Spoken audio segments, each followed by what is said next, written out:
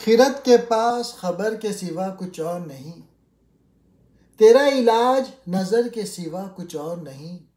हर एक मुकाम से आगे मुकाम है तेरा, हयात ज़ौक़े सफ़र के सिवा कुछ और नहीं। गिरा बहा है तू हिफ्ज़े खुदी से है, वरना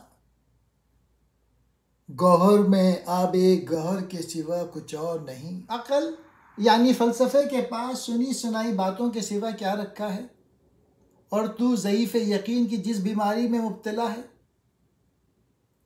इसका इलाज साहिब दिल की नज़र ही से हो सकता है। तेरा मुकाम हर मुकाम से आगे है, ज़िंदगी की हकीकत इसके सिवा कुछ नहीं कि इंसान लगातार चलता जाए और कहीं ना रुके। असल और हकीकी ज़िंदगी जहद मुसलसल ही से मैसर आती है।